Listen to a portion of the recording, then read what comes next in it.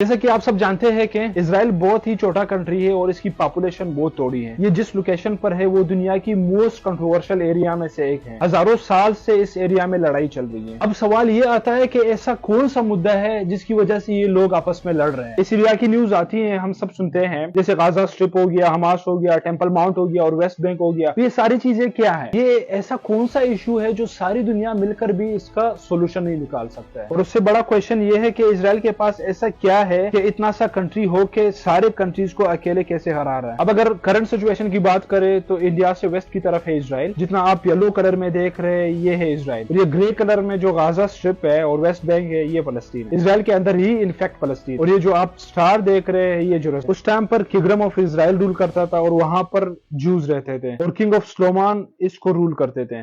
Kingdom of اسرائیل کا جو capital تھا وہ جیروسلم تھا. اسی جیروسلم میں کنگ سلومان نے جوز کا فرسٹ ٹیمپل بنوایا تھا جس کا نام تھا ٹیمپل ماؤنٹ. اور اس ٹیمپل میں جوز ریگولر عبادت کرتے تھے. اور اب اس کے بعد 586 بی سی میں بیبلونین آتے ہیں، وہ اس فرسٹ ٹیمپل کو توڑ دیتے ہیں. اس کے بعد پرشین آتے ہیں، وہ اس فرسٹ ٹیمپل کو دوبارہ بنواتے ہیں. اور جب دوبارہ بنواتے ہیں تو فرسٹ ٹیمپل کا نام سیکنڈ ٹیمپل رکھا جاتا ہے. اس کے بعد رومن امپائر آتا ہے اور اس سیکنڈ ٹیمپل کو پھر سے توڑوا دیتے ہیں. اس کی بس وال بچتی ہے اور اس ٹائم پر جو کچھ جوز تھے وہ یورپ چلے جاتے ہیں کیونکہ ان کو مارا جاتا ہے. ابھی کرنٹ کی بات کرتے ہیں دوستو، اسرائیل اور فلسطین کے درمیان ایک بار پھر سے جنگ چھڑ گئی. جب زیادہ تر اسرائیلی لوگ اپنے گھروں میں سو رہے تھے اور اچانک سے ایئر ریڈ سائرن بجنے لگتا ہے اور تھوڑی دیر بعد راکٹ برسانے لگتے ہیں اسرائیل کے شہروں پر. اسرائیل ڈیفنس فورسز اسٹیمیٹ کرتے ہیں کہ 2200 راکٹس فائر کیے گئے ہیں اور حماس گروپ کہتا ہے کہ 5000 راکٹس فائر کیے گئے. اب عام طور پر اسرائیل کے پاس آئرن ڈوم سسٹم ہے اور یہ دنیا کے one of the best defence system میں سے ایک ہے. جب بھی راکٹ کی برسات ہوتی ہے یہ لیٹسٹ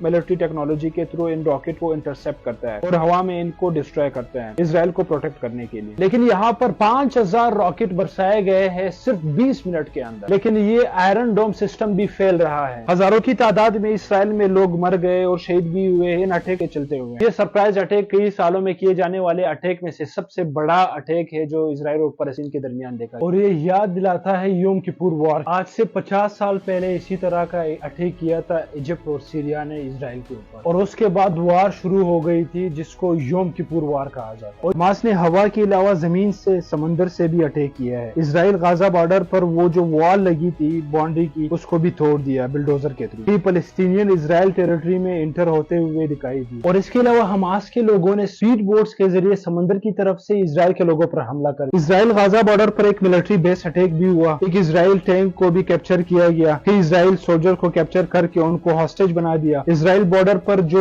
گاؤں اور شہر تھے ادھر بھی حماس کے لوگوں نے حملہ کر دیا. فلسطین کے ویسٹ بینک کی ٹیریٹری میں کئی اسرائیل سیٹلمنٹس ہے جہاں اسرائیل کا کنٹرول ہے. اس سے انلیگل کنسیڈر کیا جاتا ہے ایون اور باقی اور کافی کنٹریز کے اکارڈنگ. اس ویسٹ بینک میں جو فلسطینین ٹیریٹریز ہیں انہیں ایڈمنسٹریٹرز کیا جا رہا ہے فلسطین اور اتھارٹیز کے تھرو جو فتح کا کنٹرول میں ہے. ایک پولیٹیکل پارٹی ہے یہ، دوسری طرف غازہ اسٹرپ میں حماس کا راج ہے. اب ہسٹوریکلی حماس اور فتح کے بیچ بھی ایک کنفلکٹ چل رہی ہے. اور حماس کی بات کی جائے تو یہ ایکسٹریمسٹ فلسطینین آرگنائزیشن ہے جسے بہت سے کنٹریز ٹیررسٹ کہتے ہیں. کینیڈا ہو گیا، European Union, Japan, Australia, U S A اور یو کے. حماس ٹیررسٹ نہیں کنسیڈر کیا جاتا Brazil, China, Egypt, Iran, Norway, Qatar, Russia, Syria and Turkey کے اندر. لیکن پھر کچھ ایسے کنٹریز آتے ہیں جو حماس کو ٹیررسٹ گروپ مانتے ہیں جیسے کہ نیوزی لینڈ ہو گیا. یہ چیز تھوڑا سا جیو پولیٹیکلی ریلیونٹ ہے. ابھی کانفلکٹ کے اندر آپ میپ دیکھ سکتے ہیں. غزہ اسٹرپ ریڈ کلر میں ہے اور اسرائیل کی ٹیریٹری کے کتنا اندر گھسا گیا ہے فلسطینین ملیٹنٹس. یہ آپ بلو کلر سے دیکھ سکتے ہیں. آپریشن الاقصی فلڈ کا نام دیا ہے اور کہا ہے کہ حماس یہ اس لیے کر رہا ہے کیونکہ اسرائیل نے فلسطین کے ساتھ غلط کیا ہے. بیسیکلی یہ رسپانس ہے اس حملے کا جو الاقصی مسجد کے اندر ہوا تھا. اسرائیل کے انرجی منسٹر نے یہ سائن کیا ہے کہ غزہ کی طرف سے ساری بجلی کاٹ دی جائے. کافی حد تک بجلی اسرائیل کے تھرو سپلائی کی جاتی ہے غزہ. اسرائیل کے پرائم منسٹر بینجامن نتنیاہو نے ایک ٹیلی ویژن میں کہا سٹیزن اور اسرائیل وی آر ایٹ وار. انہوں نے کہا کہ دشمن کو ایک بہت بڑی قیمت چکانی پڑے گی. ڈیفنس منسٹر نے اسٹیٹمنٹ دی ہے کہ حماس بہت بڑی غلطی کی اور اسرائیل اس جنگ کو جیتے گا. تو دوستو آپ نے یہ سارا سیناریو دیکھ لیا ہے کہ آپ کے ذہن میں ضرور ایک سوال آیا ہوگا کہ موساد جو کہ اسرائیل کی انٹیلیجنس ایجنسی ہے، بہت ٹائم سے بہت ہی فیمس انٹیلیجنس ایجنسی ہے، وہ اس چیز کو، اس وار کو، اس میزائل کو انٹرسپٹ کیسے نہیں کر پائے. ان کے ایجنٹس